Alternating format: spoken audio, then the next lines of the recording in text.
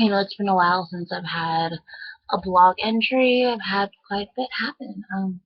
I started my physical and speech therapy again, graduated from occupational therapy after a dislocated shoulder, and have a lot of new exercises that I know how to do properly.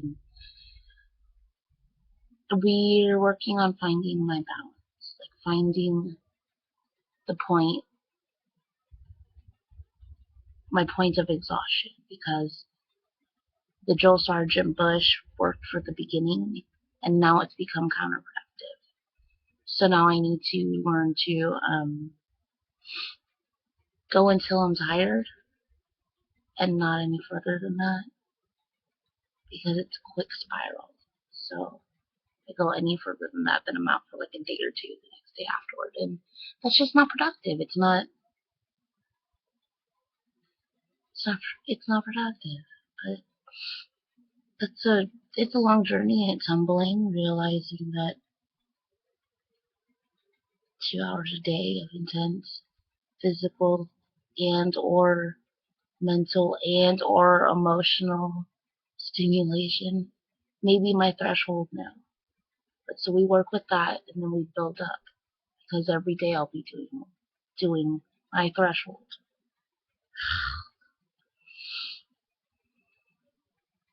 Oh, and those fuzzy swells I was having, I don't know if I've ever talked about them, but I've been having these intense funny fuzzy spells, and I knew that they were different from the withdrawal symptoms that I get from missing a dosage of Effexor. It's more like static. Everything just goes. Your ears go fuzzy. Your vision gets literally like gray and staticky. And it's really disorienting. And I got dizzy. And they were. I mean, they were something that had happened since the stroke, but they were never really a concern because they were few and far between until recently, to the last year or so. And then with moving in with two people that I love, it's a lot more stimulation, so I get a lot more tired. I'm just kind of constantly running on a sense of overstimulation and a little bit of exhaustion. But it's a wonderful feeling because I live with two people that love me and accept me. Um, Sidetracked, sorry, but I never really talked about the disease spells to anybody, and then they started getting noticeable, and then I would forget things, like what I was doing or what day it was, things like that. And then Josh and I were in bed, and I had a coughing attack. And one thing I know, I'm coughing at the head, at the head of the bed, sitting against the headboard, and Josh is sitting at the foot of the bed, messing around with his computer. I'm coughing, coughing, coughing. Next thing I know, I open my eyes, and Josh's face is in front of me, and he's like, "Oh my God, are you okay? Baby, are you okay?" He's like, panic. I'm like, dude, what? What are you doing? I'm fine. I mean, like, thank God he knows his shit. Thank God that I happen to fall in love with somebody who has 13 years of emergency room experience, of ear attack work. So, that helps.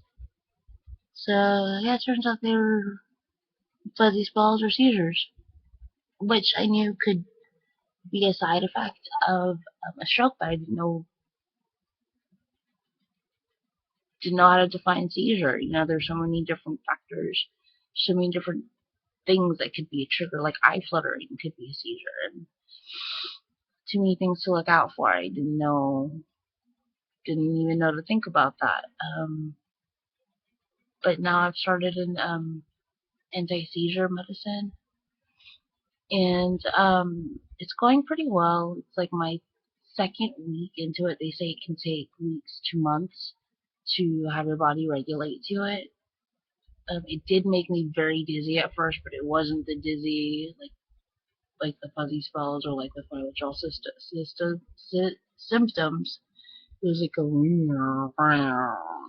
like I had a little too much happy that night, or recreational fun.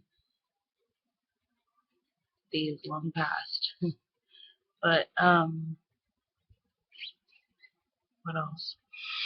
They do make me absolutely exhausted, which is good, except that one of the side effects could be agitation, and the way that my body manifests that agitation is by sending extra movement signals to my affected side, so it's like twitching and flopping all over the place. So I'm trying to go to sleep. It's torture.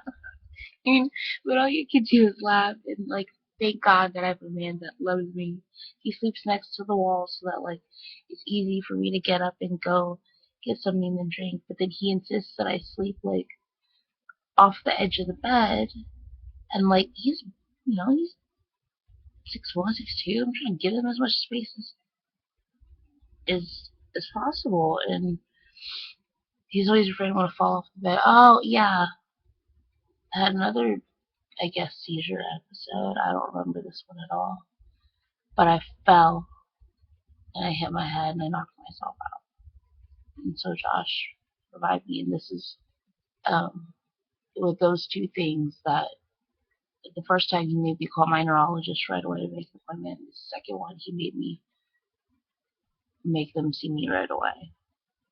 And he went into the appointment with me, and because they knew that he knew what he was talking about, that he had seen it before, they take it very seriously. They addressed it right away, and it's amazing that I have someone to fight my battles with me, not for me, but with me. And he wants to.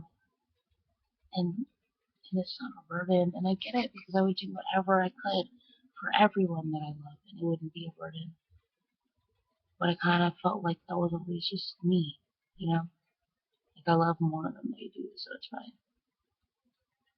I'm not the most important thing in their life, and I don't have to be. But the most important thing is, which is awesome because he's my rock. So one person gets it. Gets stuff I don't get.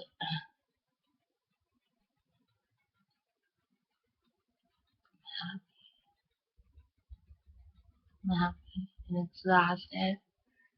It's delirious. I'm actually watching an A's game right now just so that I can tell how his boys did. Not too bad, but anyways, I'm not an A's fan. Anybody that knows me in real life knows that I'm not an A's fan. I would like to see a Battle of the Bay though, and he really likes the A's, so our house in Switzerland. You're gonna say something about the other one's team. It has to be encouraging, and developed a little bit of soft spot in my heart for the A's. I'll say it. Still a Giants baby all the way though. Good night.